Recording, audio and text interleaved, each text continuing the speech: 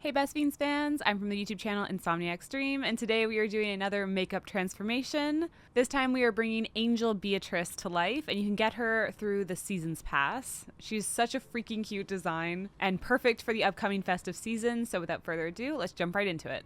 First thing I like to do is always block down my brows with a washable glue stick. Totally safe for the hairs, but keeps them flat so they're easier to paint on. And then I like to take a white cream pencil and sketch out all of the shapes, so that way if I need to change anything or move stuff around, it's really easy to do. I've definitely found that putting the eyes on the cheeks is a really good way to help hide your own facial features, since the eyes tend to draw your attention and kind of help hide things like the mouth and nose lines a little bit better. Once I'm feeling pretty good about the sketch, I go ahead and start blocking out all of the base colors for all the different pieces of her design. So for things like the dress, I did a lavender color as the base, white for the wings, as well as eyes and teeth. For all of the stars and the bell she's holding, I made sure to just do a nice bright yellow as the base, and then filled in the rest of her head and legs with a nice soft brown.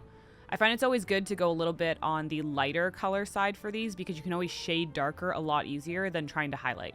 From here, I always like to use eyeshadows to start adding dimension and different colors and shadows to all of the different places we've blocked out. Mainly because eyeshadow is really easy to softly blend, so you can get these really nice gradients and transitions without too much work. I do always like to use an orange to shade the yellow. You could use a brown for something more neutral, but I find the orange gives a really nice pop of color. And then I use softer colors like a soft purple and blue to highlight the dress and wings. And then to go over all of her hands and feet, I just took a darker brown and started shading along the edges to, again, just give better definition and make everything stand out a little bit more. Then once the body was blocked out and shaded, I moved on to the face and repeated the same steps of blocking out the colors and then being able to go in with different eyeshadows to shade. I often like doing this part second just because it's a little less time that you have to paint on your eyelids or your lips, so it's just a little bit easier to kind of do it in this order.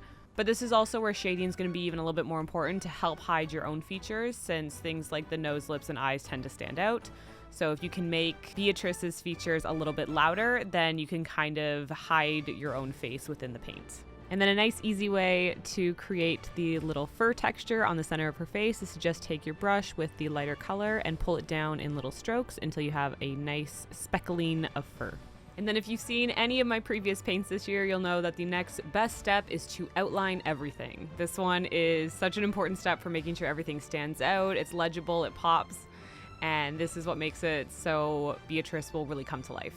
I like to use a very fine detail brush and just, again, a black body paint and just go over all the different areas. I do find the character designs themselves tend to have softer outlines in the actual game, but I think for body painting, it really helps to have the black outline just to kind of make it a little bit stronger. And then I'm able to go around the outside and black out everything else so that Beatrice stands alone. And then, of course, my very last step is always to add some white highlighting. Again, maybe not something that's as prominent in the actual character designs in game, but for the makeup, it really just helps everything be a little bit brighter and read better.